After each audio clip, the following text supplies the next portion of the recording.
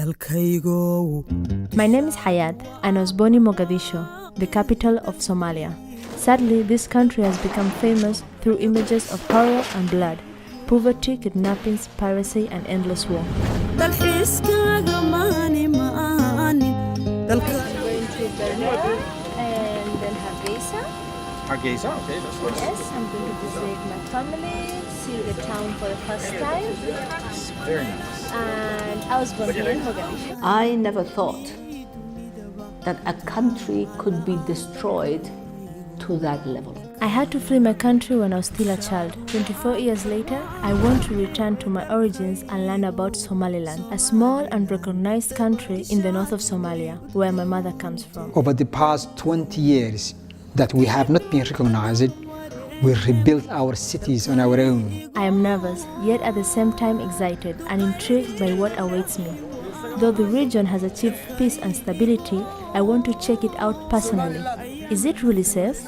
I want to get to the highest ranks of the government and find out how they achieved it. We always consider security is the first priority of our country. People live in peace.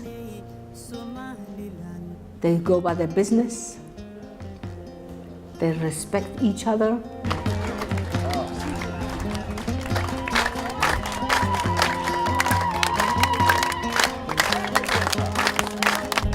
What are the citizens like?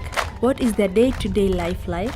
Is what we hear in the media about the country true? Every day I was reading and hearing all these things about who Somali are. Meaning, from so many kilometers away. Yeah, they're all calling them only three things, pirates, warlords, and terrorists. I want to discover how a country without international support and recognition works. Why international community is not recognizing Somaliland? Why they don't give us Is there any interest for them not to do it? I don't think there's an interest, but there is a neglect. They neglected our people and our country. Is it possible to have economical growth in the Horn of Africa? Somaliland in itself, it's not the easiest place to make such investments. You're telling me that inside here is the formula of Coca-Cola. What kind of education do the people receive? I want to know if they're prepared to be the future of the country. You cannot build bridges.